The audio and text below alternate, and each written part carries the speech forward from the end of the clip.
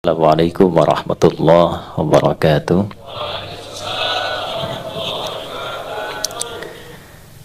Alhamdulillah. Wassalatu wassalamu ala Rasulillah Nabiyyina wa Sayyidina Muhammad ibn Abdullah wa ala alihi wa sahbihi ajma'in wa man walah wa ba'd. Bapak Ibu sekalian, hari ini kita bersilaturahim untuk belajar bersama dengan tema yang cukup menggugah, dan tema ini barangkali insya Allah mudah-mudahan bisa menjadi bekal awal dan inspirasi dari pesan MC tadi, khususnya untuk ketua-ketua DPC ke depan. Karena yang kita akan kaji adalah tentang pesan universal dari risalah keislaman yang dituntunkan oleh Nabi mulia Nabi Muhammad SAW untuk siapapun. Nah, ini diantara keistimewaan beliau, didesain oleh Allah untuk menampilkan keteladanan bagi siapapun, muslim, non-muslim, yang ingin mengambil manfaat dari kebaikan itu dan diterapkan dalam nilai-nilai kehidupan yang dipilih. Kita ingin coba definisikan dulu, ini temanya cukup dalam, cukup luas, mudah-mudahan waktu kita cukup untuk menggalinya. Saya ingin turunkan ke bawah dulu karena ini jalan dunia menuju akhirat. Ya, gerbangnya kan angkasa pura itu. Ya, angkasa itu kan ke udara gitu kan. Baik, jadi gerbang akhiratnya ke angkasa pura. Jadi nanti kalau ada tamu-tamu bandara, bukan hanya dia ingat terbang, tapi bagaimana ketika masuk bandara dia ingat akhirat itu.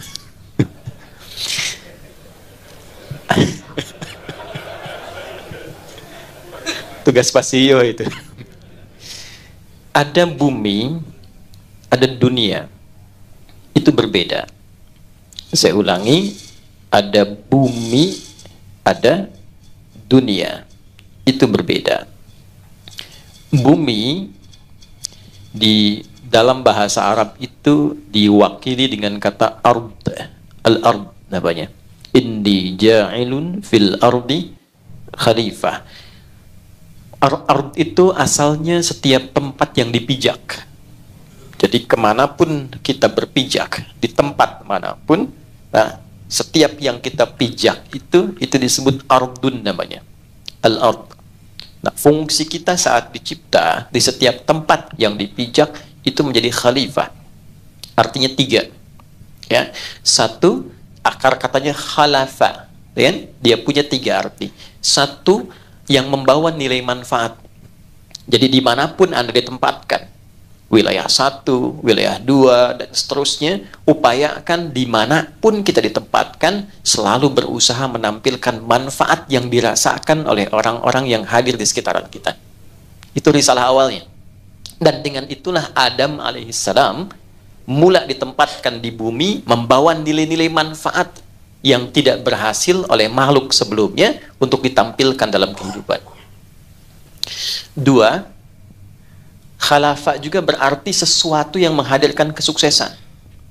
Jadi dimanapun kita ditempatkan, Anda berpijak sekarang misalnya di Soekarno-Hatta, nanti berpijak misalnya dari Aceh sampai dengan ke Denpasar, dimanapun ditempatkan, ketua-ketua DPC ini berupaya menampilkan kemampuan maksimal untuk meraih kesuksesan yang diamanahkan.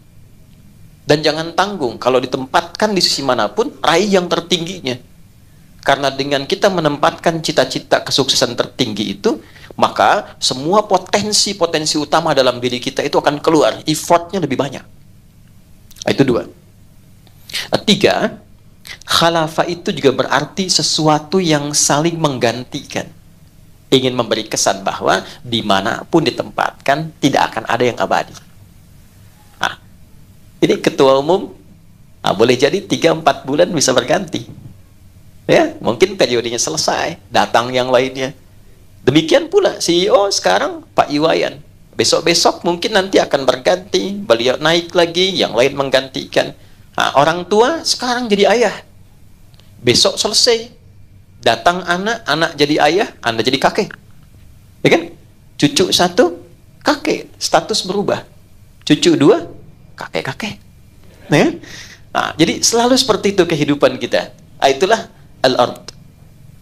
Sifat yang melekat pada fungsi kehidupan kita di setiap tempat yang dipijak dengan 3 makna itu, sifatnya disebut dengan dunia.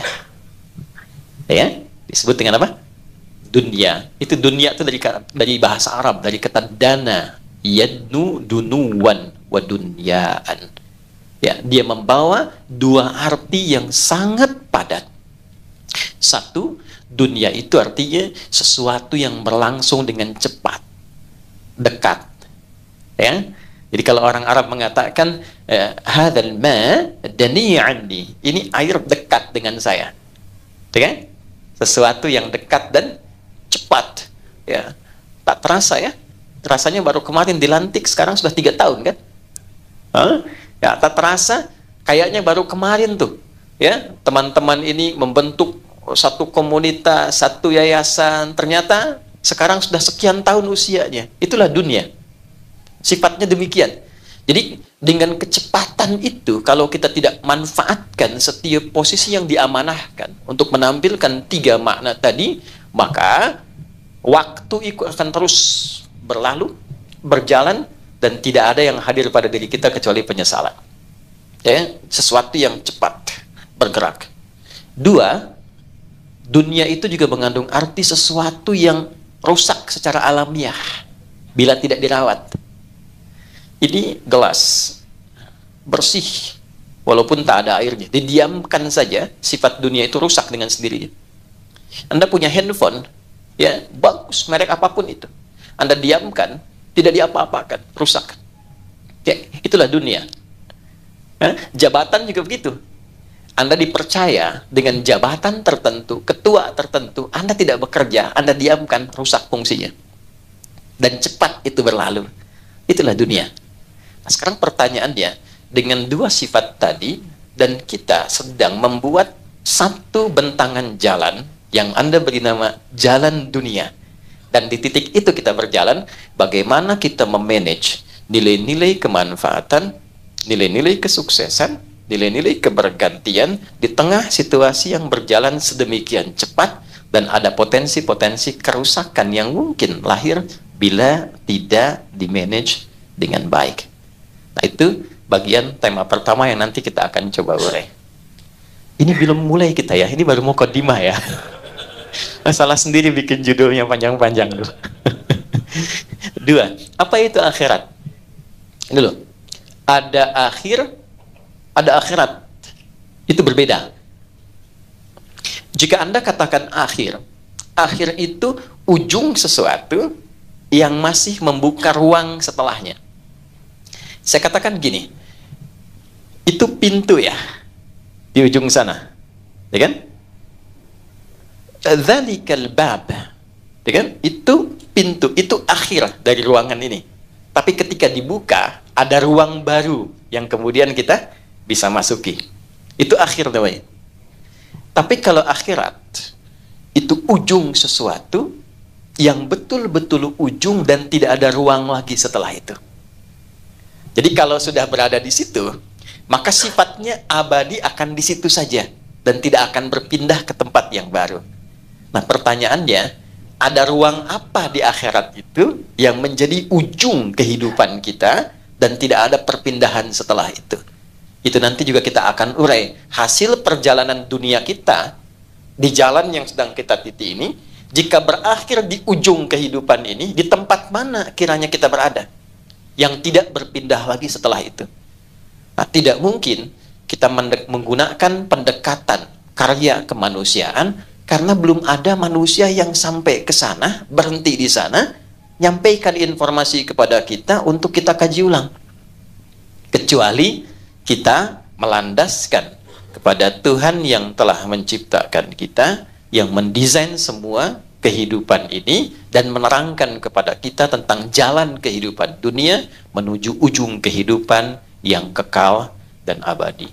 Kepada siapa jalan itu kemudian diinformasikan, bagaimana beliau kemudian menuturkan, nah di bulan kelahiran sosok mulia itu, ya, yang diutus membawa risalah namanya Rasul, dan ini bulan kelahirannya Nabi Muhammad Sallallahu Alaihi Wasallam. Di titik itulah kita coba akan keluarkan panduan untuk sharing di pagi hari ini bagi yang merasa ini menjadi penting untuk bisa dibawa sebagai tuntunan kehidupan. Maka silahkan nanti intisarinya diterapkan dalam hidup. Bagi yang merasa barangkali bisa melihat sisi-sisi lain, paradigma berbeda, itu pilihan hidupnya. Tapi pada akhirnya kita sepakat bahwa kita akan kembali pada Sang Pencipta, dan pertaruhan kita ketika membuka gerbang akhir itu adalah titik akhir kehidupan dalam akhirat yang kita buatkan tema. Saya akhiri mukaddimahnya, sekarang kita masuk pada inti bahasannya. Bisa dipahami insya Allah? Ya, jelas? Karena sudah jelas dan paham, kita akhiri pertemuan kita. Baik, saya mohon izin untuk berdiri ya, teman-teman sekalian. Saya menyapa dengan teman-teman saja ya, supaya lebih memudahkan. Baik, di sini kita akan coba keluarkan dulu nilai-nilai integritas, keteladanan, dan seterusnya. Semua fase kehidupan yang dijalani oleh umat manusia, Tuhan di titik ini bagi kita umat Islam khususnya meyakini Allah Subhanahu wa Ta'ala menugaskan para utusan. Utusan itu orang-orang bijak yang menerangkan tentang pola berkehidupan, tentang bagaimana kita bisa membawa risalah kehidupan dengan baik. Ya, risalah itu yang membawanya disebut Rasul namanya. Baik ya. Jadi dari manusia pertama turun sudah membawa pedoman berkehidupan. Ya, secara singkat pedoman kompleks berkehidupan yang memandu kita sukses dari ujung kepala sampai ujung kaki. Itu kalau bahasa Arabnya disebut hudan namanya. Apa namanya? Hudan, kan? Kalau kita keluarkan kata hudan menjadi satu bagian, itu hidayah namanya. Ya, semoga kita mendapat hidayah. Itu satu aspek dari sekian bentuk pedoman berkehidupan. Dalam bidang apa? Ya kan? Nah, oke, hudan namanya. Nabi Adam turun ke bumi, saya percepat. Ya, maka bersamaan dengan turunnya itu beliau pun diberikan pedoman. Kalau ingin sukses, ingin bermanfaat, ingin bisa menghasilkan kadar-kadar yang baik dalam berkehidupan, maka diturunkan. Bagi umat Islam itu ada di Quran surah kedua Al-Baqarah di ayat ke-38. Qulna bitu minha jami'a fa imma ya'tiyannakum minni hudan faman tabi'a hudaya fala khaufun 'alaihim wala hum yahzanun. Adam, Hawa, tiba saatnya kehidupan misi di dunia itu sekarang dimulai. Engkau turun, bersamaan dengan turunmu aku berikan pedoman berkehidupan. Oke? Jika engkau konsisten mengikuti pedoman ini, maka aku jamin hidupmu fala khaufun, tidak akan pernah merasa gelisah. Alaihim wala hum yahzanun, dan tidak akan pernah merasa sedih. Baik, jadi konsep kehidupan di bumi itu dengan sifat dunia itu seharusnya konsepnya satu, fala khauf, gak pernah gelisah, tenang. Jadi konsep dasarnya dimanapun Anda bertugas, seharusnya tugas itu melahirkan ketenangan. Ya, dimanapun beraktivitas, seharusnya aktivitas itu membuat diri kita tenang. Jadi kalau ada kegiatan dan kalau ada ruang tempat kita beraktivitas tidak membuat kita tenang, artinya ada pedoman yang belum kita baca dan belum kita implementasikan, sehingga tugas-tugas itu tidak kita rasakan membawa ketenangan dalam kehidupan pekerjaan kita. Bukan pekerjaannya yang salah, karena tidak mungkin Tuhan mengirimkan kita ke satu tempat kecuali di tempat itu kita dipercaya punya kemampuan untuk memanagenya. Ini harus kita yakini dengan baik. Tidak mungkin Allah mengamanahkan, menugaskan seseorang di satu tempat bila tidak dinilai dia memiliki kemampuan yang pantas berada di situ. Ayatnya jelas. La yukallifullahu nafsan illa usaha. Tidak mungkin Allah memberikan tugas pada seorang hamba jika tidak dinilai memiliki kecakapan untuk bisa menunaikan tugas di tempat itu dengan baik. Nah, sekarang pertanyaannya, ketika ditempatkan di sana, apakah sudah membaca pedoman-pedoman yang baik sehingga dalam penunaian tugas itu kita bisa merasa nyaman dalam menunaikannya? Konsep dasar yang pertama. Demikian di rumah tangga juga. Ya, kalau dibawa dalam konteks kehidupan rumah tangga, seharusnya menjadi ibu itu menenangkan. Wala yahzanun, menyenangkan. Seharusnya menjadi suami itu menenangkan, menyenangkan. Jadi kalau di rumah tangga ada kegelisahan akut yang tidak pernah bisa diselesaikan, coba dilihat. Mungkin bukan karena kedudukannya kurang tinggi, hartanya kurang banyak, ada pedoman rumah tangga yang belum dibaca seutuhnya. Ya, dan persoalannya kadang-kadang dulu saya lompat sedikit ya. Di Melayu saja, kalau mau nikah itu biasanya calon menantu datang ke rumah calon mertua, nanti melamar pada bapaknya. Setelah itu nanti dia diberikan waktu kurang lebih 6 bulan untuk belajar tentang bagaimana jadi suami yang baik, mengolah nilai-nilai pedoman berkehidupan rumah tangga. Istrinya diajari oleh ibunya, lalu diberikan daun pacar di kukunya, ya. Dan itu disebut, masa itu disebut dengan masa pacaran namanya. Ya, seorang calon istri ditandai dengan daun pacar, belajar tentang fikih rumah tangga minimal 40 hari sebelum terjadinya pernikahan. Masa itu disebut dengan pacaran. Jadi bukan naik beca berdua, belum halal ya, sebeca seakan milik bersama, tukang beca nggak ada gitu ya. Sehingga ketika menikah, sebagian rasa kasih sayang sudah dihabiskan dalam masa-masa pergaulan itu. Kembali ya, saya agak cepat. Itu konsepnya. Jadi kalau ada lirik di sini senang, di sana, di mana-mana, memang konsep kehidupan begitu. Tinggal pertanyaannya, pedomannya dibaca tidak? Petunjuknya dibaca tidak? Kita punya handphone, pedomannya tidak pernah dibaca, mustahil bisa menggunakan dengan baik. Maka setelah Nabi Adam, kemudian ada Nuh, Rasul pertama, terus sampai ke Ibrahim, saya lompat sampai ke Nabi Musa. Nabi Musa kitabnya apa? Rasul kan? Ya, beliau Rasul kan? Diberi kitab kan? Kitabnya namanya Taurat. Taurat ketika diperkenalkan, itu bukan hanya namanya, tapi fungsinya. Coba yang muslim lihat Quran surah 17 Al-Isra di ayat kedua. Wa ataina Musal kitaba wa ja'alnahu hudan li bani Israil.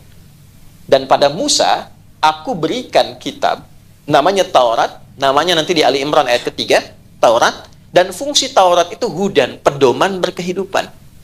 Objeknya siapa? Pada saat itu komunitasnya namanya Bani Israel, satu region saja. Oke? Nabi Isa, saya lompat cepat ya. Ya, beliau membawa Injil. Injil itu apa fungsinya? Hudan. Pedoman berkehidupan li Bani Israel, bagi kaumnya pada masa itu. Langsung cepat Nabi Muhammad sallallahu alaihi wasallam. Beliau dapat pedoman. Namanya apa kitabnya? Al-Quran. Al-Quran ketika diturunkan bukan sekedar untuk dibaca. Membaca itu gerbang pembuka untuk mengetahui isi, sehingga dengan mengetahui isinya kita bisa praktekkan pedoman dalam Al-Quran itu pada kehidupan. Turunlah Quran surah kedua ayat 185 itu. Syahrul Ramadan alladzi unzila fihil Quran hudan linnas. Di bulan Ramadan diturunkan Al-Quran itu bukan untuk sekedar dibaca. Ya. Dibaca itu untuk paham isi. Semua orang kalau ingin, hukumnya kan begitu. Ingin tahu apapun bisa baca dulu kan? Ya, namanya qiraah. Makanya ayat pertama turun itu Iqra. Iqra itu ya kemampuan untuk membaca, pada dasarnya awal maknanya kemampuan untuk membaca walaupun belum memahami isinya. Yang tidak menuntut pemahaman, yang penting baca dulu. Ya, makanya dulu ada buku Iqra kan? Ya kan? Kan tidak dituntut paham kan? Ya kita cuma bisa belajar tahu huruf a fathah a, fa fathah fa, lam doma u, lu, apa lu, gitu kan? Salah jawab gitu. Tapi kan nggak dituntut kita untuk memahaminya. Sama bahasa Indonesia dulu waktu SD. Ini Budi, ini ayah Budi, ini ibu Budi, ini teman Budi. Sampai sekarang saya cari, nggak pernah dijelaskan siapa itu Budi. Di mana dia tinggal? Kan siapa ayahnya, siapa ibunya? Karena yang dituntut dari situ hanya bisa membaca. Tapi setelah bisa kita baca, levelnya naik menjadi pemahaman untuk mengkaji apa yang dibaca. Pindahlah dari Iqra qiraah kepada tilawah. Utlu ma uhiya ilaika minal kitab. Coba transformasikan dirimu dari sekedar baca sampai sekarang menelaah, memahami apa yang dibaca itu. Setelah paham bahwa itu sebagai pedoman berkehidupan. Itulah tilawah. Makanya ketika ada orang baca Quran, baca saja, itu disebut qori kan? Tapi ketika ada yang menerjemahkan supaya kita paham, maka orang yang menerjemahkan itu namanya siapa? sari tilawah. Ya, sebetulnya asalnya tilawah saja, tidak pakai sari. Cuma mungkin karena pertama kali yang menerjemahkan Busari, maka dinamakan sari tilawah. Nah, beda mungkin kalau yang pertama menerjemahkan Pak Wayan, mungkin namanya Wayan Tilawah gitu. Nah, sekarang ketika itu diturunkan 6.236 ayat Al-Fatihah sampai An-Nas, disitulah ada pedoman yang kita bawa. Dari pedoman ini kita ingin turunkan mana di antara 6.236 ayat itu yang membawa tentang pedoman yang mengandung nilai-nilai integritas, keteladanan, yang bisa kita praktekkan hari ini dan kita terapkan dalam lingkup kerja kita dalam posisi-posisi yang diamanahkan pada kita semua. Nah, dari situ kita keluarkan 4 poin, yang 4 ini langsung dipraktekkan menjadi seluruh sifat para nabi dan diakumulasikan pada sosok Nabi Muhammad SAW.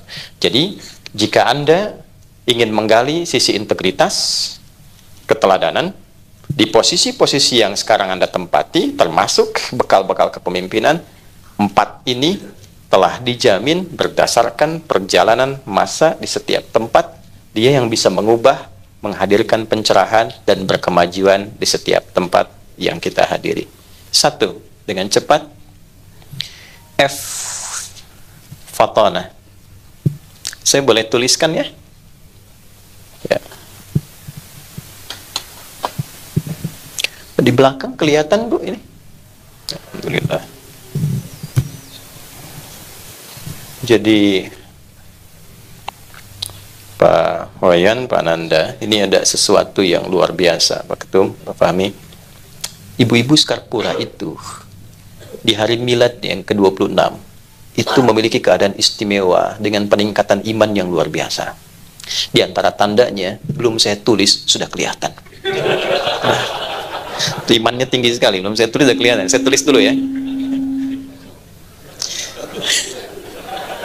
Assalamualaikum. Ini F, ya ini kan? Fatana. Fatana. Ya, fatana. Apa itu fatana? 2 juta? Serius? Dan cerdas? Masih belum? 5 juta? Umroh ya? Waktu habis. Waktunya cepat sekali gitu. Fatanah itu bukan sekedar cerdas, bukan sekedar pintar, ya. Fatanah itu kecerdasan yang menyatukan kekuatan spiritual, kekuatan mental, dan kekuatan intelektual. Okay? Kecerdasan yang menyatukan kekuatan spiritual, kekuatan mental, kekuatan intelektual. Jadi kekuatan intelektual yang didukung oleh kekuatan spiritual dan mental. Baik, saya coba ilmiahkan sedikit dulu ya, supaya kita pahami betul ini, nanti kita pelajari kasusnya, kita terapkan dalam konteks kehidupan kita kekinian. Kebanyakan saat ini konsentrasi manusia pada umumnya ketika dikatakan pintar dan cerdas itu dibatasi pada batas intelektual saja. Bagaimana menstimulus otaknya itu bisa pintar, otak kirinya, otak kanannya, dan sebagainya. Menariknya, 15 abad lalu, Nabi pernah memberikan isyarat. Anda yang rajin baca Al-Arba'in Nawawiyah, buka di nomor yang ke-6. Dari 42 hadis itu, buka yang ke-6. Ya, isyaratnya begini. Inna fil jasadi mudghatan. Idza salahat, salahal jasadu kullu, wa idza fasadat, fasadal jasadu kullu, ala wahyal qalbu. Di dalam bagian tubuh kita terdalam, itu ada satu bagian yang sangat menentukan berjalannya perilaku kita dengan baik atau tidak baik, berintegritas atau tidak, membawa keteladanan atau tidak, dan dia nanti akan mensupport, memberikan pengaruh kepada kekuatan intelektual.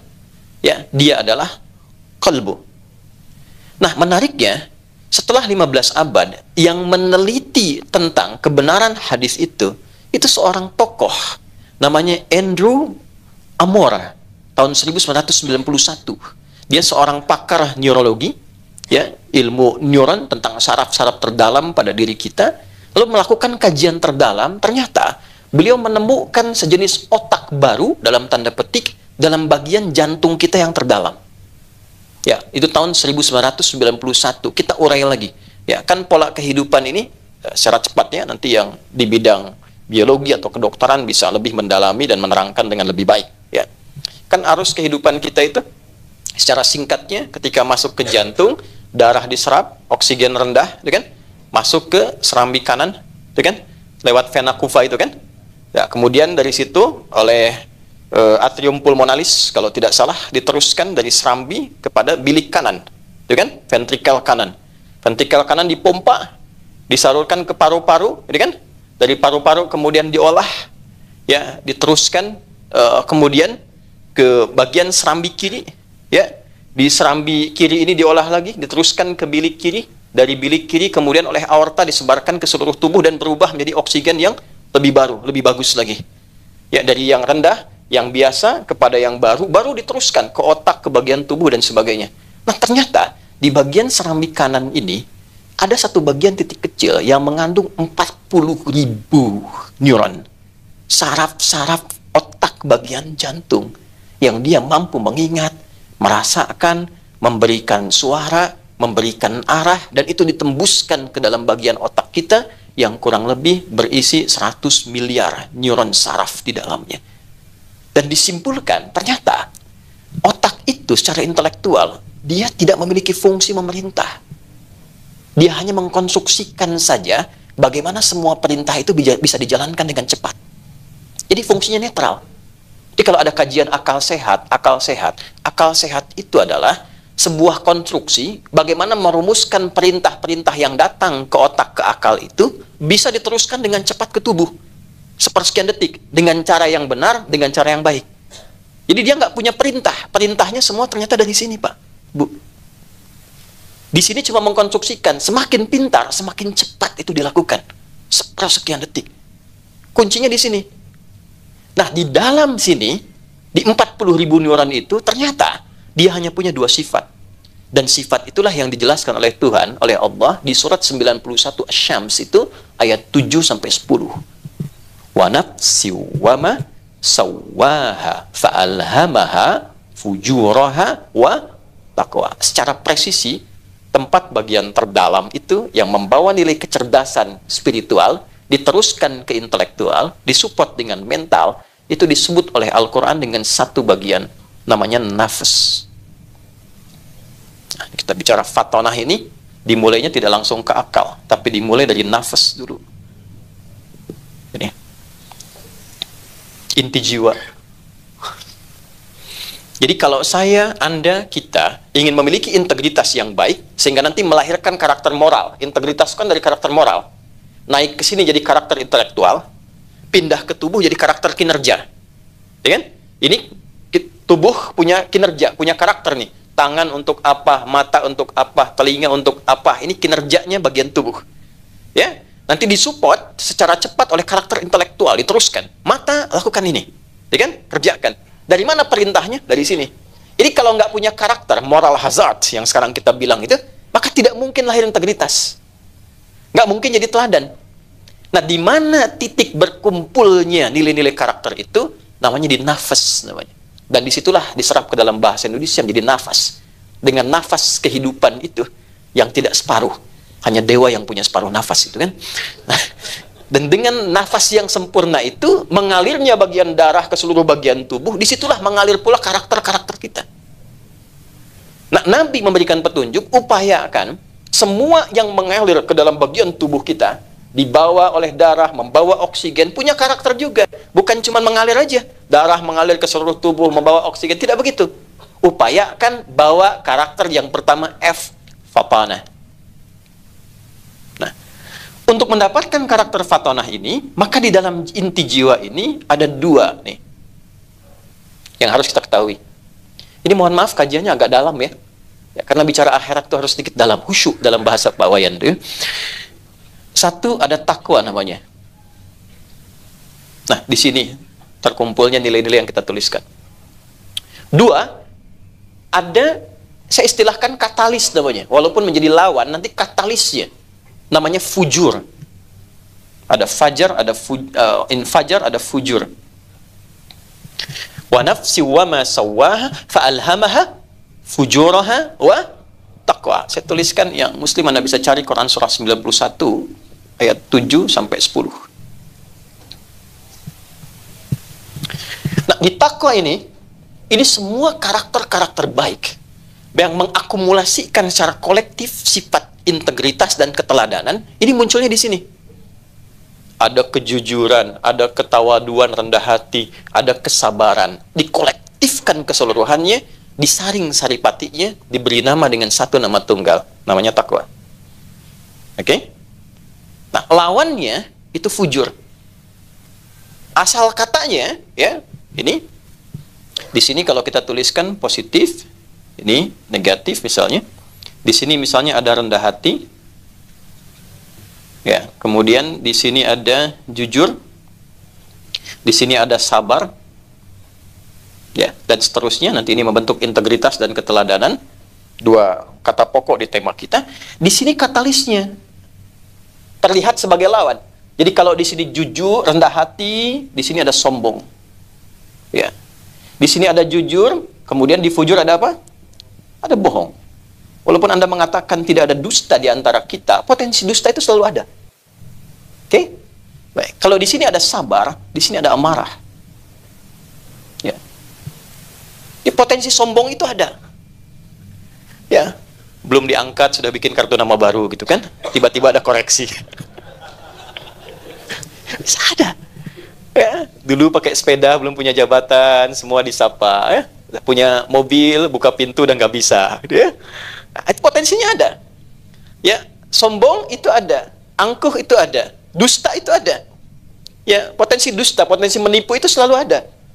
Baik ya, walaupun misalnya, mohon maaf, ya Anda berusaha ibadah, Anda berusaha sholat, ya, semakin tinggi, semakin muncul takwanya. Tapi semakin rendah, semakin muncul potensi fujurnya. Ya, Anda jadi pimpinan, kan? Tiba-tiba datang tawaran ini, itu, dan sebagainya. Potensi ini selalu ada. Ya, demikian amarah dan sebagainya. Nah, caranya bagaimana mengolahnya supaya menjadi fatanah? Nah, ini kecerdasan ini yang akan membentuk nilai-nilai keteladanan dalam kehidupan. Perhatikan cara kerjanya. Ya, perhatikan baik-baik.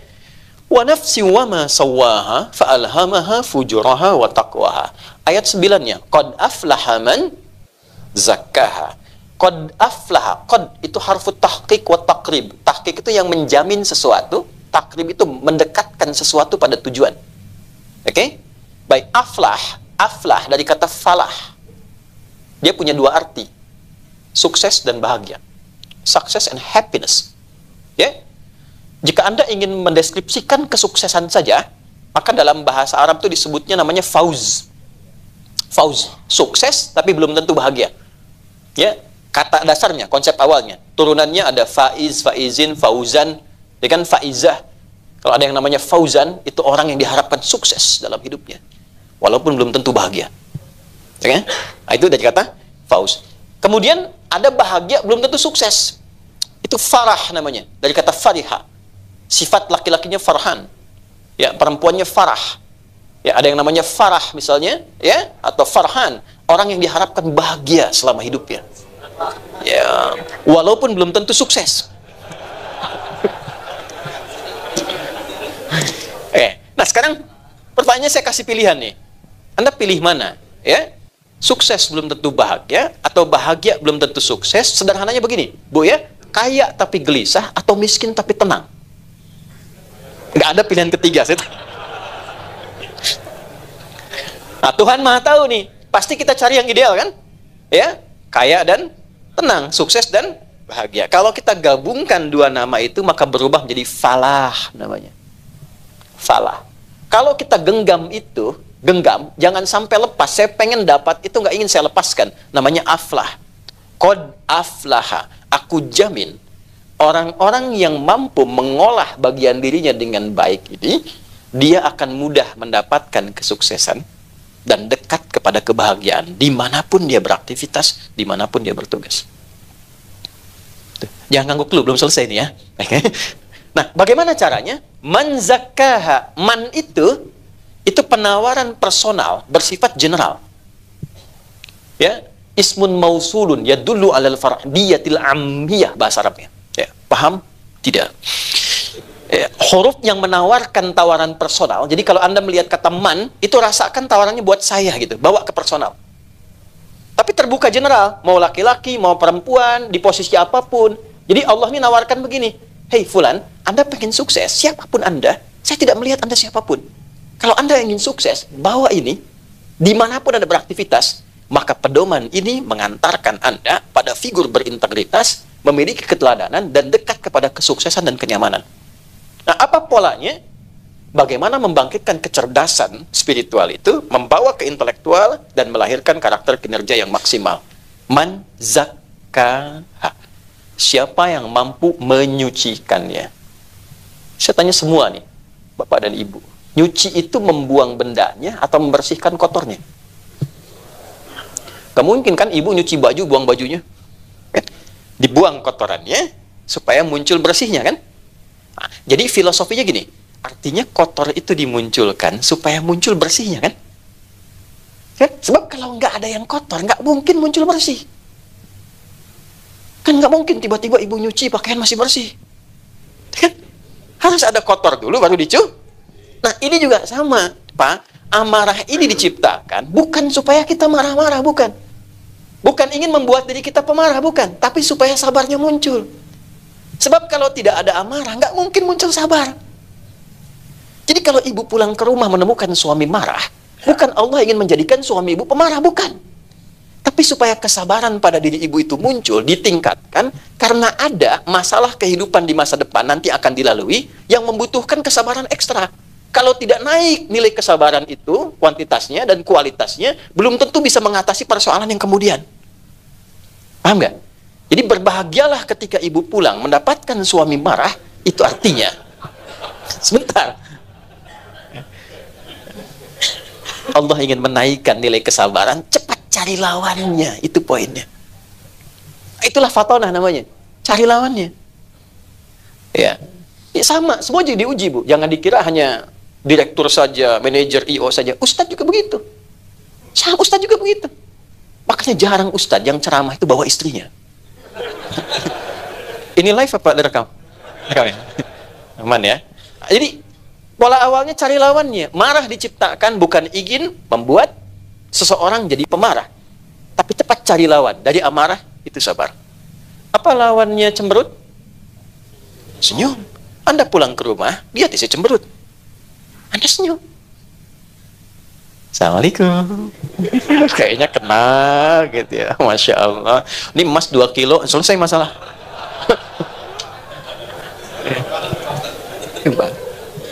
Nah, para nabi itu diajarkan langsung oleh Tuhan, diajarkan, dikasih langsung panduan untuk bisa fatonah. Jadi makanya melihat apapun bisa bijak.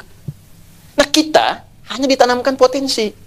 Dengan potensi itu diminta menggali. Jadi kalau Anda itu become a leader, ya, become a leader for your own future, ya, Anda ke depan akan jadi seorang pemimpin, maka jika ingin mendapatkan nilai integritas dan keteladanan yang didambakan itu, kemampuan kita mesti menggali potensi-potensi itu.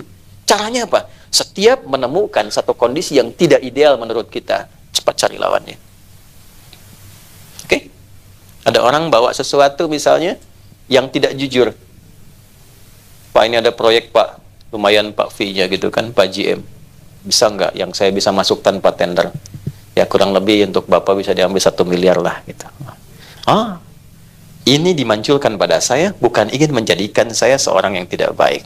Cari lawannya, saya mesti jujur. Maaf ya, jari saya ini jari tahiyat, tidak akan pernah dipakai maksiat. GM. Tapi kan tipikalnya tidak berhenti. Untuk menaikkan apakah GM ini akan naik posisinya lagi kan, setannya akan berubah. Pangkatnya akan naik lebih tinggi. Baik? Baik, datang lagi, Pak, mohon izin Pak, tawarannya naik 10 miliar misalnya. Nah, sebentar saya istikharah dulu. Hati-hati Pak. Nah ini satu, jadi nanti dimanapun kita bertugas, kalau ingin memiliki integritas, maka sifat fatonah ini mesti muncul. Ya, menempatkan sesuatu sesuai dengan tempatnya, tapi memiliki kecerdasan untuk mencari lawan Sehingga lahirlah sifat-sifat bijaksana dalam merespon segala hal. Kekuatan integritas itu kalau cuma teori itu nggak bisa. Al-Quran itu menawarkan praktek. Karena hakikatnya semua yang kita hadapi itu menguji kematangan potensi kita. 40.000 itu luar biasa, dipakai apa saja itu. Nah ini yang menjadikan keadaan diri kita selalu bergolak. Dihadapkan pada pilihan-pilihan. Jumatan, keluar dari masjid, lihat sepatu bagus-bagus, sudah bergolak hati kan? Iya kan? Yang bertarung kan dua. Apakah sifat ini yang muncul sendiri ke atas? Ya kan? Atau yang ini? Dalam dunia pekerjaan kita selalu akan dihadapkan pada dua pilihan ini. Oke? Nah, maka pergolakan itu dalam bahasa Arab disebut dengan koluba namanya. Sesuatu yang tidak pernah tentram, selalu ada gejolak. Ya, karakternya disebut kolbu. Maka nafas punya tempat wadah namanya kolbu. Ada sering bikin kajian manajemen kolbu kan? Kolbu punya gerbang, gapuranya. Gapura ini namanya sodrun. Zamannya sudur. Ini gapuranya sodrun. Tempatnya di sini nih. Ini ada ruang cekungan di sini.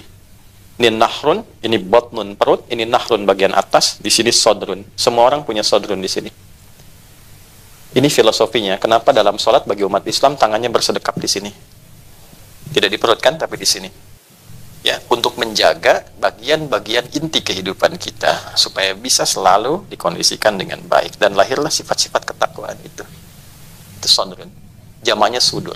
Jadi gerbangnya, gapuranya ini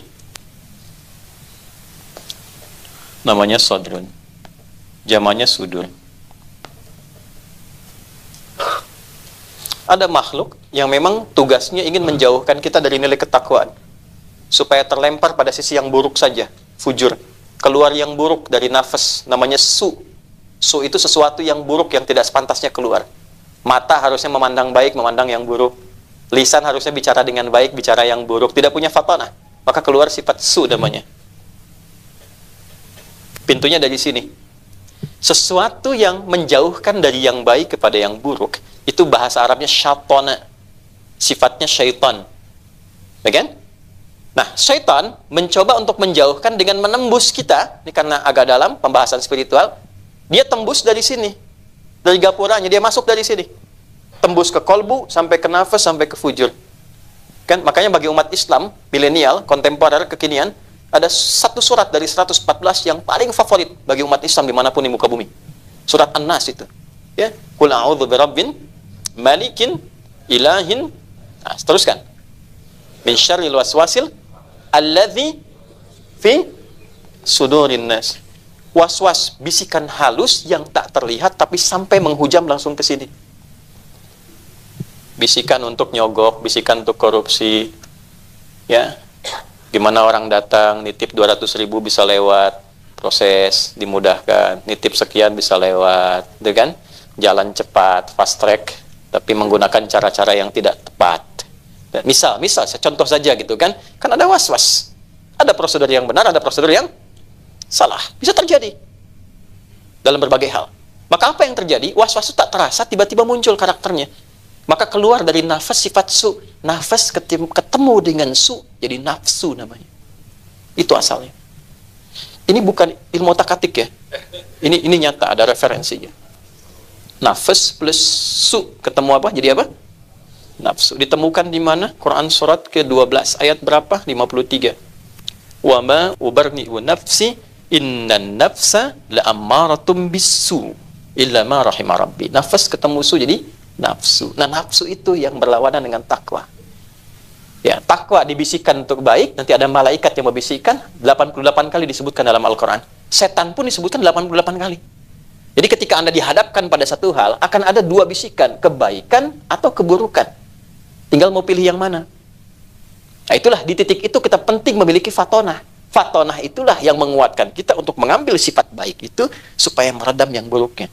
Kalau yang buruk itu bisa kita tekan, integritas lahir. Maka Anda akan dikenal sebagai pemimpin yang jujur, kan? Berdedikasi, kata-kata indah yang sekarang banyak digaungkan itu. Ya. Tidak harus muncul di TikTok, dengan sendirinya Anda akan hadir. Ya. Saya ingin sampaikan dulu, saya tidak punya akun TikTok sebetulnya.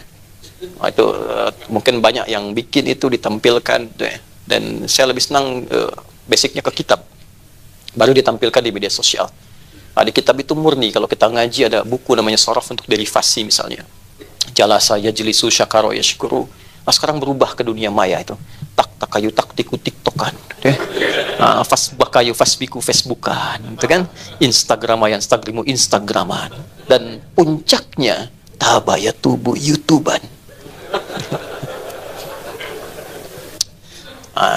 Jadi beruntungnya kita bahagia bersyukur tinggal di Indonesia. Karena semua konstruksi kehidupan berbangsa, bernegara, itu undang-undangnya menyatakan dan mendasarkan pada nilai takwa. Ini. Saya pernah coba riset satu-satunya di dunia. Saya lihat sampai hari ini, saya belum melihat yang lain ya.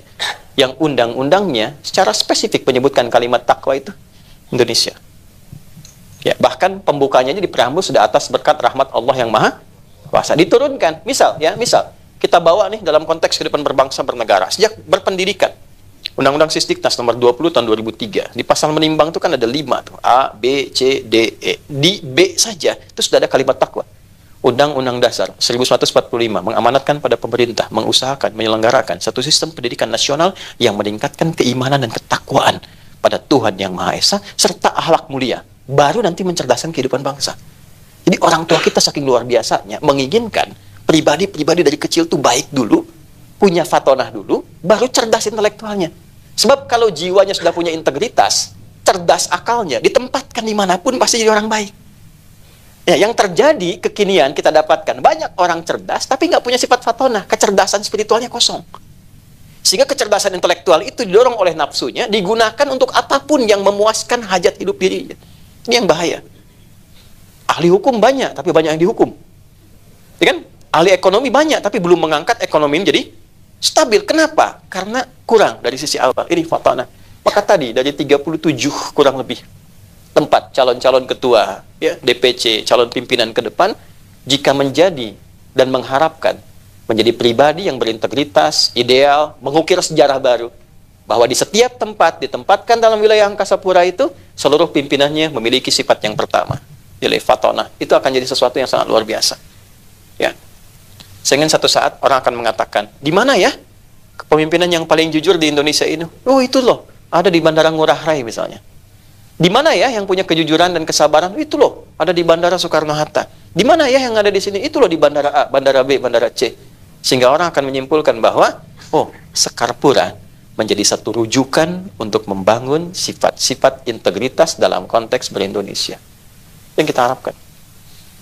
Bawa ke Polri nomor 1 dari Tribrata. Bawa ke TNI nomor 3. Ada 7 Sabta Marga namanya. Ya. Yang ketiganya itu adalah nilai takwa. Kami tentara Indonesia yang bertakwa pada Tuhan Yang Maha Esa, membela kebenaran, kejujuran, dan keadilan. Itu ya. Bawa ke hakim, punya pancadharma. Nomor 1-nya keimanan, ketakwaan. Itu poin pertamanya. Makanya kenapa setiap putusan pimpinan di Indonesia itu, atasnya itu bintang dulu, baru padi kapas, baru dengan rahmat Tuhan Yang Maha Esa. Karena untuk mengharapkan terkoneksi dengan Tuhan, terbuka gapuranya, terkoneksi dengan Tuhan, dengan terkoneksi dengan Tuhan itu keluarlah keputusan yang berkeadilan sosial.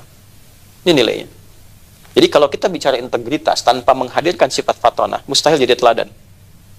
Nah ini nanti akan membentuk sebuah sinyal-sinyal nih dari sini ke tubuh kita yang membawa nilai-nilai keteladanan ini. Contoh gini, ini cepat ya, praktek aja.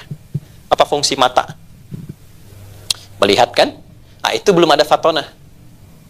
Kalau sudah ada fatonah, mengalir di dalam sini, memberikan arah kepada mata, ada vektornya. Dibimbing mata untuk melihat. Apa yang dilihat? Yang baik-baik saja menurut karakter takwanya. Disebut iman namanya. Nah, bagi yang muslim tuh surah 24, surah cahaya. Ayat 30 untuk laki-laki, 31 untuk perempuan. Kullil mu'minina. Katakan pada orang-orang yang yakin pada Tuhan. Dan akan kembali ke akhirat nanti, akhirat. Ya, yaghuddu min absarihim. Tolong gunakan matamu dipandu oleh sinyal takwamu. Melihat yang baik-baik saja. Ketika yang dilihat tak pantas, tak baik untuk dilihat, maka palingkanlah dengan cepat dia berpaling. Panduannya di sini. Ya, dari mata turun ke? Jangan langsung ke hati aja. Ke lisan, ke mulut. Ya, kalau sudah masuk mulut, berubah fungsi karena punya fatonah. Man kana yu'minu billahi wal yaumil akhir falyakul khairan aw liyasmut. Siapa yang merasa yakin akan pulang ke akhirat, dinilai dia, maka dia menata lisannya dengan sifat fatonahnya. Katakan yang baik, kalau tak mampu diam. Maka indah kehidupan. Lisannya berkata yang baik. Ada orang datang sebagai tamu, kita katakan dengan baik, wajah otomatis senyum. Tapi pakaiannya tak pantas dilihat karena terbuka aurat. Menurut takwanya nggak boleh lihat, dia palingkan, gitu kan? Tapi tetap menghormati.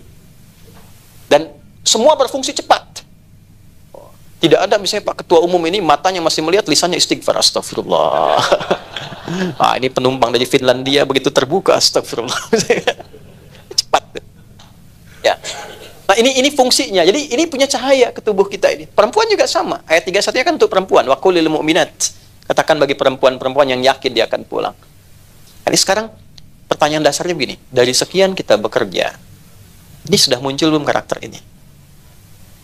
Nah, untuk memunculkannya sederhana. Pasti Anda dihadapkan pada masalah ini. Sekarang ketika melihat ini, cepat cari lawannya di sini. Ada orang sombong. Sombong itu kenapa sih ditampakkan kepada kita? Kenapa harus saya yang lihat? Oh, supaya pada diri saya muncul sifat yang ini, rendah hati. Jadi kalau Anda melihat unsur pimpinan yang sombong, ya, dengan apapun kalimat yang disampaikan, gaya hidupnya seperti apa, tampil, kelihatan oleh kita. Kita menyaksikan itu. Itu kita diperlihatkan bukan untuk menikmati dan mencela, bukan. Tapi mengambil ibrah, pesan dari situ supaya menata diri, mencari lawan yang lebih baik. 2. A. Amanah.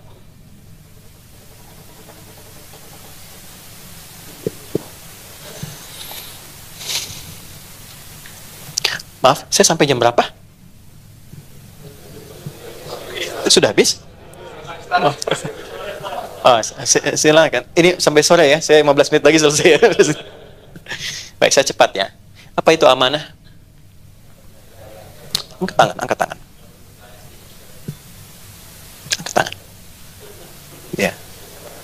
Enggak, saya cuma minta angkat tangan. Ya, 1 juta ya.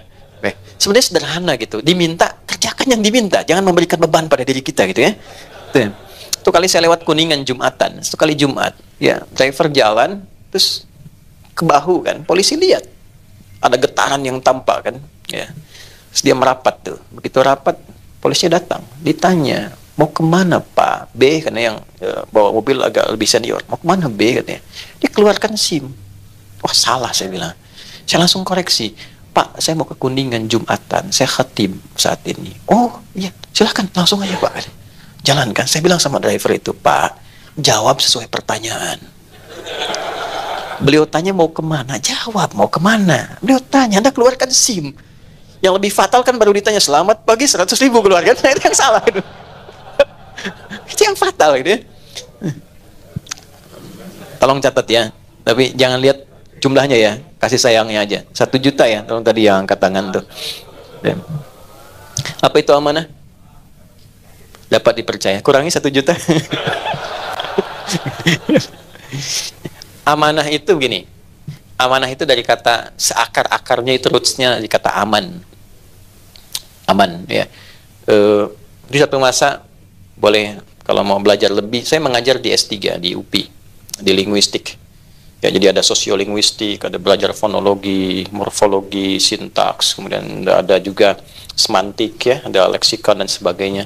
Nah, itu kalau kita urai sampai ke titik awalnya, itu seakar dengan kata aman namanya. Aminah. Apa itu aman? Aman itu keadaan tenang, nyaman, enak, baik. Kalau dibentuk menjadi karakter dan sifat, maka tambahkan tak di ujungnya. Kalau ingin dibuat sesuatu yang panjang, tanpa jeda, tanpa batas, tambahkan alif di tengahnya. Maka menjadi amanah, singkatnya begitu. Amanah adalah upaya sepanjang apapun, dalam keadaan apapun, untuk membuat orang-orang yang berinteraksi dengan kita merasa nyaman dan tenang. Itu asalnya. Sehingga disarikan itu dengan kalimat singkat dan padat, dapat dipercaya. Karena dengan dapat dipercaya kita merasa tenang, asalnya begitu. Oke? Di sifat amanah itu, bagaimana menghadirkan rasa aman, rasa tenang, rasa nyaman bagi orang-orang yang berinteraksi dalam kepemimpinan kita. Jadi ketika Anda ditempatkan dimanapun, menjadi pribadi yang amanah, artinya pribadi yang menenangkan dan melahirkan rasa aman untuk orang banyak. Aman, tenang, nyaman. Gitu. Integritas, iya. Jujur. Tapi setiap orang mau bicara, nggak enak rasanya gitu. nggak ada ketenangan, nggak ada kenyamanan. Coba lihat Nabi dia, kan deskripsinya begitu. Ada kitab buku banyak sekali mendeskripsikan tentang pesona tampilan karakteristik Nabi Muhammad. Itu orang baru lihat wajahnya, terus sudah jatuh hati dengan beliau. Ya, ada sosok namanya Abdus Syams. Beliau dari Persia. Lalu mencoba mencari keyakinan, pendalaman. Masuk Kristen.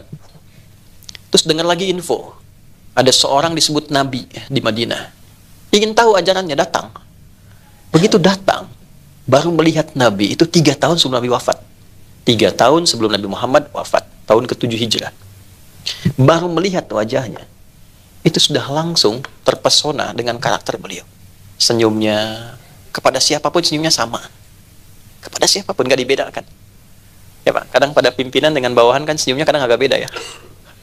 Ini semua sama, senyumnya sama gitu, menyambutnya sama. Itu langsung jatuh cinta kepada beliau dengan akhlaknya itu, lalu bersyahadat masuk Islam. Berubah namanya menjadi Abdurrahman, hamba Allah yang terkasih. Ya, bertekad, saya terlambat nih belajar jadi orang baik, pengen jadi orang baik. Maka beliau putuskan ingin mendedikasikan sisa hidupnya untuk melihat, belajar langsung dari pesona kehidupan Nabi. 3 tahun dipelajari Nabi keluar rumah jalannya bagaimana, ketemu orang bagaimana, sampai diamanatkan ketemu binatang pun sayangnya luar biasa. Akhirnya dipraktekkan, ketemu anak kucing kecil, kucing liar. Kalau kucing rumahan itu kittun namanya, kittun. Serap ke dalam bahasa Inggris itu kitty kan, cat kitty. Jadi Hello Kitty, kucing rumahan, jadi bantal, jadi sarung, jadi apa gitu ya. Nah, tapi kalau kucing liar namanya hurun, pakai hak besar. Anak kucingnya Hurairah lewat di depan beliau, ya kehilangan induknya, diambil, dirawat. Kalau malam diselimuti, makan disuapi, dimasukkan ke jubah. Tiba-tiba lagi jalan berpapasan dengan Nabi, keluarlah anak kucing kecil itu. Nabi mengatakan, "Anta Abu Hurairah."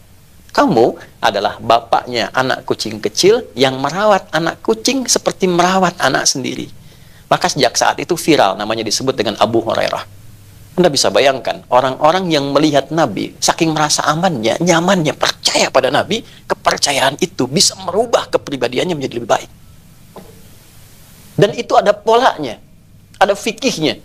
Sehingga ketika diwariskan pengajaran itu, ada orang-orang yang ketika Anda lihat, Anda terinspirasi jadi baik. Coba cek deh, ada sosok-sosok tertentu, ustadz, kiai, ulama, habib. Ketika Anda lihat, Anda pengen jadi orang baik, Anda merasa nyaman. Itu diwariskan. Nah, kalau dibawa ke nilai keteladanan kepemimpinan, bisa nggak begitu melihat Anda, karyawan tuh merasa tenang gitu, merasa terlindungi, tanggung jawabnya diayomi, punya pemimpin yang betul-betul memberikan kedamaian. Itu sesuatu yang mahal sekarang. Ya, dulu kalau di garis komando itu militer, ya kalau prajurit salah, itu pimpinannya langsung ambil alih, sehingga prajurit merasa nyaman. Dan kita kehilangan itu saat ini, tipis. Nah, sama nih di Sekarpura, Angkasa Pura nih. Bisa nggak ketika lewat itu orang bukan hanya segan, bukan hanya hormat, tapi nyaman. Saya senang dengan pimpinan saya.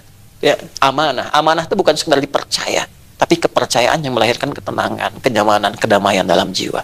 Tuh. Sehingga orang senang menyebutnya. Siapa bosnya sekarang? Masya Allah, beliau tuh. Ya. Siapa bosnya sekarang? Nggak usah sebut namanya lah. Itu kan? Nah, sifat kedua tuh. Jelas ya? Di sini ya? Oke. 3, saya cepat. Siddiq.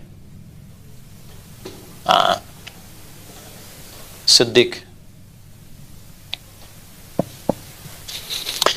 Siddiq itu selalu tampil jujur pada kebenaran. Ya. Apa yang benar, itu yang ditampilkan.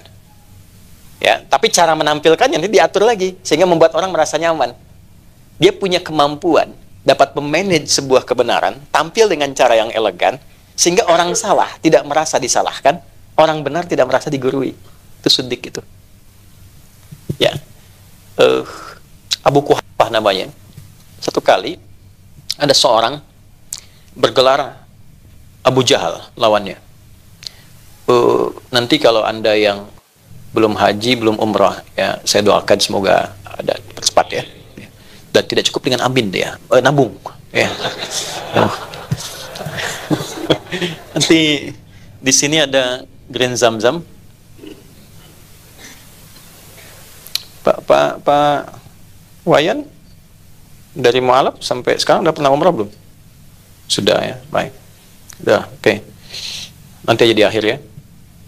Ini ada Green Zam-Zam, ini ada sofa, ini ada jarak sedikit ke sini. Ini ada sofa, ini ke belakang, jalur ke Aziziyah ke belakang. Ini ada Istana Raja, ini asalnya bukit ini. Namanya Jabal Kubais, ini Istana Raja. Sini Masjidil Haram di depan. Ini jalan ke sini sedikit, ini ada Hotel Hilton yang lama.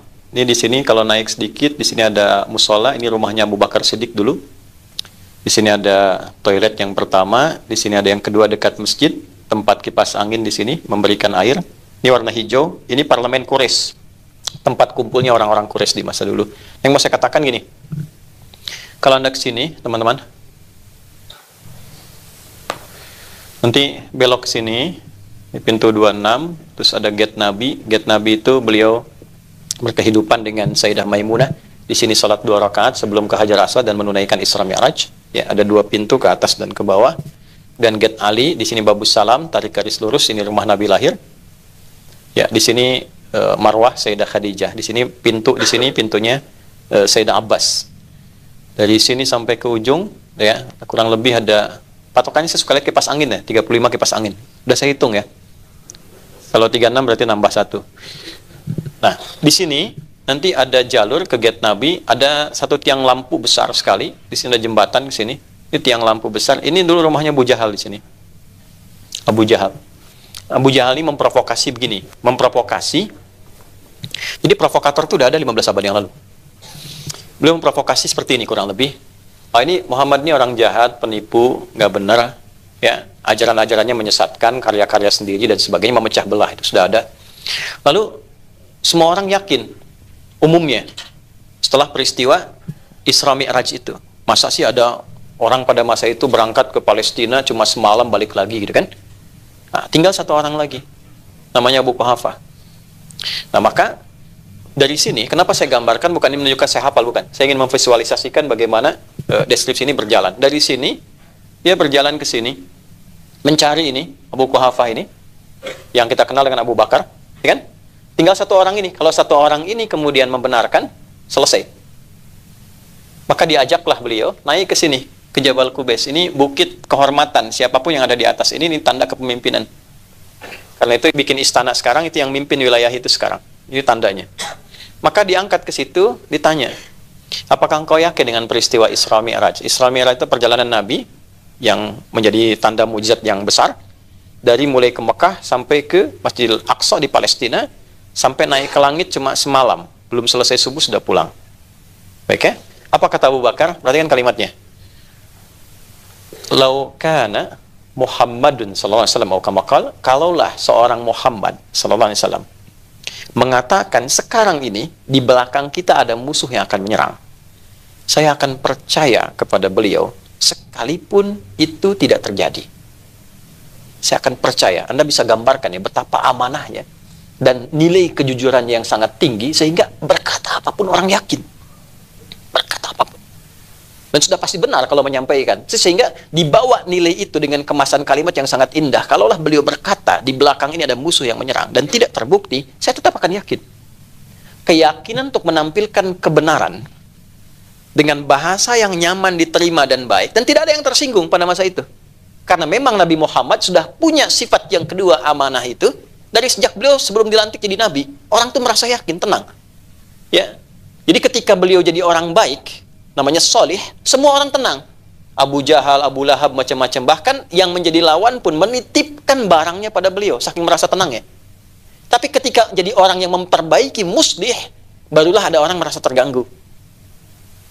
Bayang ya, ingat ya, ketika Anda menjadi leader yang ingin memperbaiki, pasti ada zona nyaman bagi sementara orang yang merasa terganggu. Maka apa yang terjadi? Sifat ketiga yang penting, siddiq ini. Bagaimana menampilkan kebenaran tugas Anda, tanpa harus menyinggung privasi orang-orang ini, sehingga merasakan kebenaran dari situ. Maka ketika mengatakan kalimat itu, diberikanlah gelar kepada beliau As-Siddiq.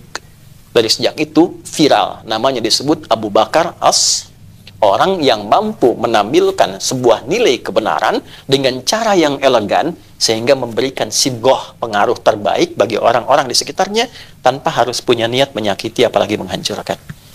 Sedikit. Sekarang ketika Anda diberikan tugas, bukan hanya kita bicara tentang, wah, bagaimana ini kita punya integritas, tapi bagaimana menampilkan integritas itu tanpa melukai orang lain. Coba lihat indahnya Quran ya. Saya tanya nih dengan sejelas-jelasnya. Kenal Fir'aun nggak? Baik, Anda bilang kenal, saya pulang. Fir'aun. Korun? Tahu ya? Oke. Pertanyaan saya, Fir'aun itu nama asli bukan? Bukan. Siapa nama aslinya? Oh, nggak usah ngarang. Ramses 2, Ramses 3, region 1, region 2. Ngarang itu bahaya gitu, Pak. Gini, Fir'aun, catat kalimat ini. Anda mau bikin status juga apa-apa. Fir'aun, Fir'aunnya Fir'aun, tidak pernah disebut nama aslinya. Fir'aunnya Fir'aun, tidak pernah disebut nama aslinya. Yang melekat itu nama jabatannya, Farao, Firaun, pemimpin, leader. Ya kan? Apa karakteristik Firaun yang paling jahat ditampilkan di Quran itu? Al-Baqarah 49 itu. Yudzabbihuna abna'akum wa yastahyuna nisa'akum. Ada informasi bahwa ini akan ada sosok yang berpotensi menggantikan kepemimpinannya. Langsung ada bisikan. Apa bisik-bisikan yang kadang-kadang masalah itu? Ya, nyampaikan hati-hati bos gitu ya. Ini potensi nih menurunkan Anda nih gitu ya. Hati-hati Pak GM dengan pembisik-pembisik gitu ya. Harus punya sifat fatonah itu. Ya. Ini berpotensi menghancurkan Anda ini. Langsung keluar dekretnya itu. Dekretnya jelas. Setiap ibu yang sedang mengandung didampingi oleh 2 orang intel. Yang satu mengamati, yang satu mengeksekusi. Ya, dia membawa satu senjata, yang taruhlah misalnya pisau pada masa itu. Jadi begitu lahir, langsung dilihat laki-laki atau perempuan. Kalau laki-laki, itu langsung dieksekusi di hadapan ibu yang baru melahirkannya. Caranya, mohon maaf ya, nanti bisa disensor juga ya. Caranya, itu diambil. Zabaha itu beda dengan nahara. Fasholli lirabbika wanhar. Kalau nahara, itu menyembelih seperti unta, ya, tidak dijatuhkan. Biarkan dalam berdirinya, disembelih. Di sini posisinya. Tapi kalau zabaha dijatuhkan dulu, ya, baru kemudian disembelih. Tapi kalau zabaha pakai tasydid, dijatuhkan dengan kasar, disembelih, digorok berkali-kali. Itu kalimatnya menggunakan zabaha dan menggunakan kata progresif. Terus yudzabbihu. Nah, setiap lihat laki-laki jatuhkan, digorok berkali-kali di hadapan ibu yang baru melahirkannya. Ya kan? Hobinya begitu, ngaku Tuhan. Ana rabbukumul a'la. Saya Tuhan yang kalian paling hebat katanya. Itu dalam sejarah cuma 2 yang mengaku Tuhan. Dan oleh Allah tuh diberikan satu hukuman yang sangat melecehkan. Ya, supaya memberi tanda gitu. Kalau Anda terlalu tinggi, dijatuhkannya itu terlalu dalam. Ya, ditenggelamkan kan? Supaya orang viral, Tuhan tenggelam. Tuhan kok tenggelam gitu? Ya, satu lagi Namrud tuh. Namrud itu kan hancurnya hanya dengan satu nyamuk yang cacat sayapnya. Orang mengatakan lalat riwayat ya. Cacat ya. Ya, sehingga masuk ke telinganya, tewas dengan itu. Gak viral di kalangan masyarakat, ada Tuhan tewas dengan nyamuk cacat gitu. Rendah, maka setiap orang merasa tinggi, mengangkat dirinya terlalu tinggi, biasanya Allah langsung rendahkan serendah-rendahnya. Itu rumus tuh. Hati-hati ya teman-teman sekalian. Maka apa yang terjadi? Ya, itu dia ngaku Tuhan loh. Manusia sekarang kan paling tinggi levelnya Nabi pernah malaikat ya. Ya, Nabi pernah bilang, la nabiyya ba'di, nggak akan ada Nabi setelah saya. Itu clue-nya tuh. Ya, kalimat itu makna dalamnya begini, nanti di masa depan ada orang mengaku Nabi setelah saya. Langsung tolak aja, nggak ada setelah saya, nggak akan terpenuhi syaratnya. Makanya kalau ada orang ngaku Nabi sampai kini, nggak usah aneh. Ini menunjukkan apa yang dikatakan Nabi Muhammad benar. Yang aneh itu setiap ada yang ngaku, ada pengikutnya. Itu masalahnya. Ya, dulu IM itu, pelatih bulu tangkis tuh, era 2000-an, ngaku Nabi. Tangkap polisi, tanya kan, kenapa ngaku Nabi? Saya ke Bogor Pak, dapat wahyu deh. Anak bayang nggak, kita ke Bogor dapat talas, dia wahyu. Yang legend itu kan, ada LE kan, aku malaikat tuh. Dia minta izin pada gubernur yang terdahulu untuk mendaratkan Jibril di Monas. Bayang, ditangkap oleh polisi tuh. Ya, kita dukung tuh polisi kita, jangankan teroris, malaikat dia tangkap tuh. Ya. Nah, tapi Fir'aun dengan berbuat semacam itu nggak pernah disebut nama aslinya oleh Quran. Selalu jabatannya Fir'aun, Fir'aun. Korun, sekorun-korunnya korun, nggak pernah disebut namanya. Selalu sifatnya. Korah yang punya harta banyak, digambarkan seperti metafornya seluas samudra. Sehingga orang yang punya Korah disebut korun, sampai sekarang masih dicari. Ya, orang Ciamplas ditanya, mereka mana? Wilayah harta karun, gitu. Kan? Dicari, tapi nggak pernah ditampilkan namanya. Kenapa? Inilah adab, akhlak. Seburuk-buruknya orang, yang salah itu perilakunya, bukan namanya. Jadi kalau ada orang berbuat salah, jangan sakiti namanya, perbaiki perilakunya. Jangan cederai namanya. Karena boleh jadi ada orang dengan nama yang serupa tidak berbuat yang sama. Anda itu mau menjatuhkan orangnya atau memperbaiki perilakunya. Anda seorang leader, ada bawahan salah. Ya, jangan ditajamkan kata-kata itu untuk menghancurkan namanya dan kehormatannya. Perbaiki kesalahannya. Itulah integritas. Itulah siddiq. Itu dahsyatnya Quran itu sampai sebegitu. Dan kalau sudah jadi pemimpin, ada potensi penyimpangan di dalamnya. Menyimpang dari kepemimpinan disebut togo. Kalau kaya, ada potensi penyimpangan dari kekayaan. Penyimpangan dari kekayaan disebut bagha. Makanya di Quran, Korun disifati dengan bagha, Fir'aun disifati dengan togo. Anda 37 orang, DPC calon pemimpin, hati-hati ketika mengambil posisi A, akan selalu ada tantangannya. Pelajari itu sebelum menempati ruangnya. Itu, siddiq itu maksudnya. Nah, nanti terakhir, untuk mendeliver itu semua, setelah punya kemampuan, yang pertama fatana, amanah, siddiq, bagaimana mendeliver itu dalam konteks kehidupan dan tugas kita. Maka muncul yang keempat namanya tabligh. Tabligh. Kemampuan berkomunikasi yang baik sehingga sampai kepada relung hati yang paling dalam dengan pemahaman yang benar. Itulah tabligh. Balaghah itu sampai ke hati dengan pemahaman yang benar. Keputusan diterjemahkan membuat orang tenang. Ada keputusan apapun, walaupun itu pahit, tidak baik misalnya, tapi bagaimana mengomunikasikan itu dengan benar. Tenang, nyaman, sehingga merasa terlindungi, kebenarannya tampil tanpa menyakiti, itulah tabligh. Jelas di sini? Nah, ini yang PR kita sekarang. Dan kita dihadapkan pada situasi yang kita bisa pantau sekarang. Karena salah komunikasi, menggunakan kata-kata yang tidak tepat, ya, jatuh hanya dalam sedemikian waktu yang singkat. Karirnya kan lama. Lama di titik, jatuh seketika. Hanya karena 1-2 kalimat saja. Ya kan? Hanya karena tampilan yang tidak elok. Karena tidak apa? Tidak memahami posisinya. Sehingga orang sudah menilai, ini nggak ada integritas nih. Nggak jadi teladan. Kata-katanya bukan hanya tidak layak ditiru, ya, tapi layak diberikan pelajaran yang mengharu biru. Akhirnya banyak orang tergerak, terlepas dari berbagai motifnya. Tapi ada bagian-bagian yang menjadi pelajaran kita. Jadi kalau ayatnya sudah ditampilkan, teorinya diperdalam, hakikatnya ditampilkan dalam kehidupan kita, terdengar, terlihat, terasakan, belum mampu menggugah kita untuk berbuat jadi lebih baik. Maka dengan cara apa lagi kita diberikan penjelasan yang menerangkan untuk menjadi tipikal pemimpin yang berintegritas, membawa keteladanan. Kalau sudah paham, cepat lakukan. Bawa, khususkan pada diri kita. Dalam bahasa Inggris kasih artikel the, kan? Ya, there are so many cars outside. Itu banyak mobil di luar. I mean the car is mine. Yang ini, khusus spesifik. Kita mau bawa karakter fast ke dalam diri kita, sehingga beda tampil dengan yang lain. Tambahkan the di depannya sehingga jadi the fast. Dulu ada film The Fast, ya. Kan kalau disatukan jadi fast. Tuh. Ulang tahun ke-26, serikat karyawan dari Sekarpura mentransformasi dirinya menjadi The Fast. Sehingga tampil menjadi calon-calon pemimpin yang punya integritas, keteladanan dengan sifat fatana, sifat amanah, sifat siddiq, dan sifat tabligh. Disatukanlah 4 ini menjadi satu nama namanya Muhammad. Dan disebutkan 4 kali dalam Al-Quran. 4 kali.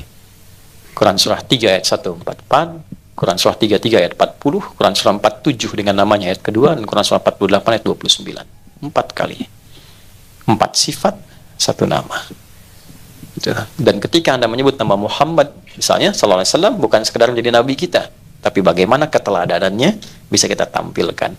Nah, spesial di hari miladnya Sekarpura ini, teman-teman, yang ke-26 bersamaan dengan bulan hari lahirnya Nabi Muhammad sallallahu alaihi wasallam. Bisakah peringatan hari kelahiran bagi kita semua yang ke-26 ini mentransformasikan diri kita menjadi calon-calon pemimpin, calon-calon baik yang menghadirkan karakteristik fast dalam kehidupannya, sehingga jalan dunia yang kita tempuh, track dunia itu diisi dengan fast, menjadi fast track dunia, melahirkan ujung akhirat yang menandai tempat berakhir kita di satu tempat yang masih tersembunyi tapi menjanjikan banyak kenikmatan.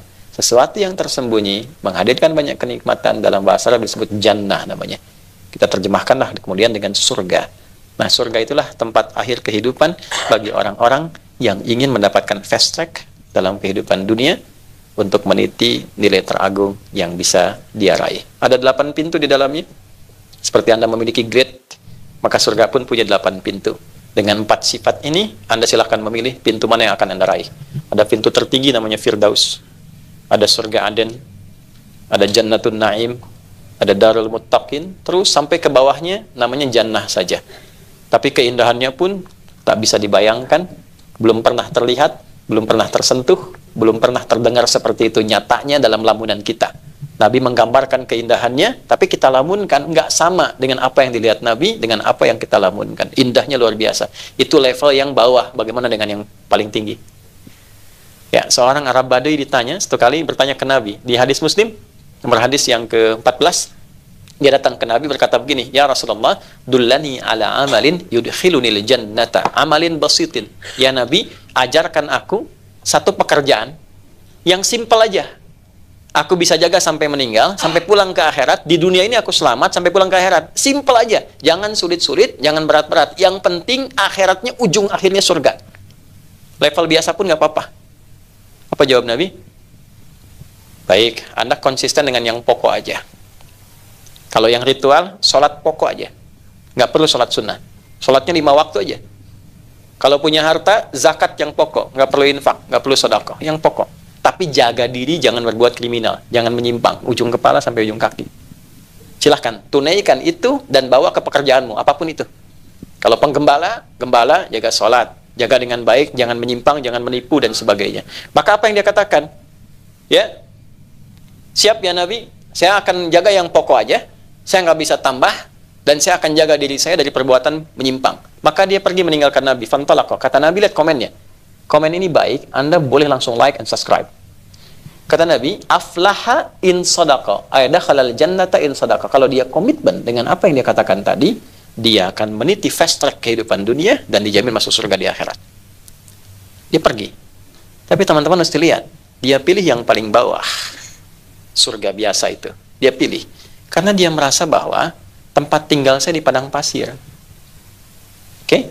Kalau saya mau tahajud susah, malam-malam angin datang besar. Dingin suasana, saya jaga yang pokok aja. Mau zakat juga cari, tapi mau infak, siapa yang mau diinfakin? Padang pasir. Oke? Tapi dia bisa menjaga diri dari perbuatan maksiat. Oke? Apa yang kita lakukan? Kita lihat. Ya bagaimana memaksiat di padang pasir? Sinyal susah. Oke? Mau lihat misalnya auratnya apa? Unta. Kadal gurun yang dilihat, ya memang sudah terbuka. Ya tantangan minimal, ya minimal sekali maksiatnya, kriminalnya kecil. Nah, kita saat ini hadir di era yang berbeda. Era disrupsi, perkembangannya tinggi. Kata Nabi di hadis Muslim, nomor hadis 157, saya tutup dengan ini. Yushiku alla taqumas sa'atu. Nanti akan terjadi perubahan era. Sampai ke ujung kiamat nanti. Hatta yuqbadul ilmu.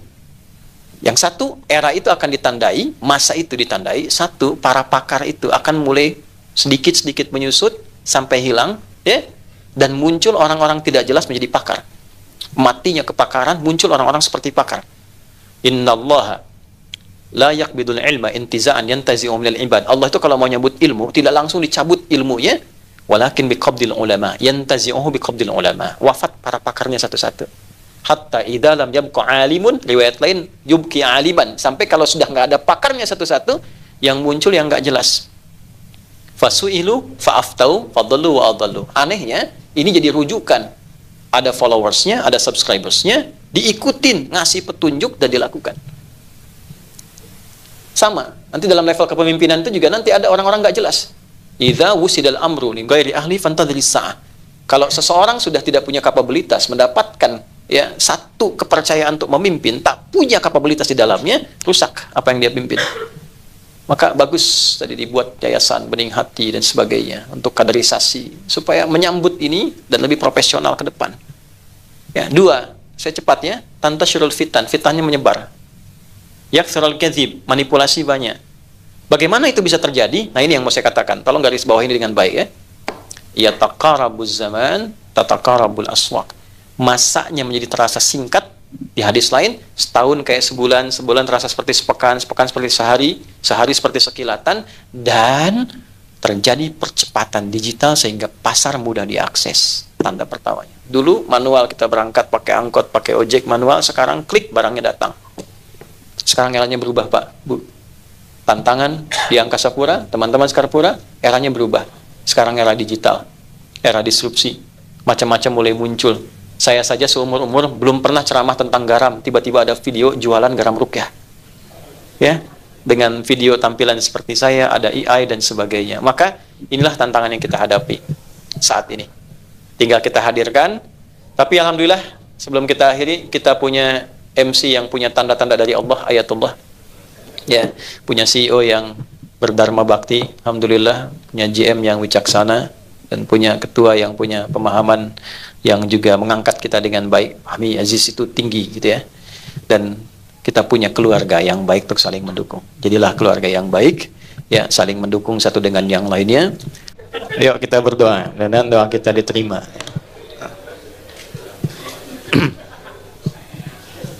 Astaghfirullahaladzim, astaghfirullahaladzim, astaghfirullahaladzim, alladzi la ilaha illa huwal hayyul qayyum, natubu ilaik. Allahumma nahmaduka hamdan syakirin, hamdan na'imin, hamdan yuwafi ni'amahu yukafi mazidah. Ya Rabbana lakal hamdu wa lakal syukru kama yanbaghi li jalali wajhikal karim wa li 'azimi sultanik. Allahumma salli wa sallim wa barik ala habibikal karim rasulikal mustafa al-amin sayyidina Muhammadin wa ala alihi wa sahbihi ajma'in. Allahumma inna nas'aluka ya Allah an tajma'ana fi rahmatika bi fadlika wa fi hubbika waj'al jam'ana hadha jam'an marhuma wa tafarruqana min ba'dihi tafarruqan ma'suma. Ya Allah, kami mohon agar Engkau memberikan rahmat, keberkahan, kasih sayang dalam pertemuan kami di pagi menjelang siang ini. Jadikan pertemuan kami mengikat erat kekeluargaan di antara kami, dan bila pun kami mesti berpisah, jadikan perpisahan kami mempertemukan kami dalam keadaan yang lebih baik dibandingkan hari ini. Rabbana la tada'lana fi maqamina hadza dhanban illa ghafarta. Ya Allah, jika ada orang-orang yang pernah berbuat salah, berbuat dosa, berkumpul di ruangan ini, jangan biarkan yang meninggalkan tempat ini kecuali Engkau telah gugurkan dan hilangkan kesalahan-kesalahannya. Wala hamman illa farajtah, jika ada yang tengah merasakan kegelisahan, mohon tenangkan hatinya. Wala ansiran illa yassartah, jika ada yang telah mengalami kesulitan dalam tugasnya, di rumah tangganya, kehidupan sosialnya, dengan keikhlasannya ia datang untuk belajar hari ini, ringankan dan hilangkan serta angkat seluruh kesulitannya. Wala maridan illa syafaitah, jika ada yang sakit, mohon sembuhkan penyakitnya. Allahumma alif baina qulubina wahdina lila tuba ilaika taubatan nasuha wa khaffif ya Allah, khaffif hisabana yawmal qiyamati nahtadiya ilaika ya Allah birahmatik. Ya Allah, kami mohon berikan kami kemampuan untuk memperbaiki diri, bertobat, meniti lembaran baru kehidupan dengan lebih baik, dan menunaikan tugas dengan lebih baik sehingga dapat meringankan hisab kami di akhirat kelak. Allahumma ya arhamar rahimin, ati anfusana taqwaha wa zakkiha anta khairu man zakkaha anta waliyuha maulaha ya khairan nasirin. Allahumma ansurna wahfad biladana Indonesia wa jannibna minat tafraqah wahdi umara'ana wa ru'asana liyahtadu ya Allah ila hidayatik liyakhafif hisabahum yawmal qiyamah. Ya Allah, kami mohon jaga negeri ini, negeri yang kami cintai, Indonesia. Satukan kami dalam kebaikan, jauhkan kami dari perpecahan, berikan hidayah pada para pemimpin kami untuk bersikap adil dalam kepemimpinan yang meringankan hisab mereka di akhirat. Wahdi umara'ana, wahdi ya Allah ulama'ana waj'alhum mukhlasin lakad din. Dan mohon berikan petunjuk hidayah pada para ulama kami, guru-guru kami, agar ikhlas dalam berdakwah, memberikan bimbingan yang mencerahkan, menyatukan, menjauhkan dari perpecahan. Rabbana barik ya Allah fi Skarpura tamaman mubarakah wa yassir ya Allah li Angkasa Pura kama yassarta ibadakas salihin wal mu'minin. Ya Allah, berikan keberkahan, kebaikan, kemuliaan pada teman-teman yang berhimpun di Skarpura ini agar dapat menjalani tugas-tugas dengan baik. Mudahkan tugas mereka, lancarkan, sehatkan, berkahi, muliakan keluarganya, dan jadikan satu keluarga yang saling mendukung dalam kebaikan. Rabbana atina fid dunya hasanah wa fil akhirati hasanatan wa qina adzabannar. Wa sallallahu ala sayyidina Muhammad wa ala alihi wa sahbihi ajma'in. Wa akhiru da'wana subhanakallahumma rabbana wa bihamdika asyhadu an la ilaha illa anta nastaghfiruka wa natubu ilaik. Walhamdulillahi rabbil alamin. Nasrun minallah fathun qarib wa basyiril mu'minin wallahu muwaffiq ila aqwamit thariq. Assalamualaikum warahmatullahi wabarakatuh.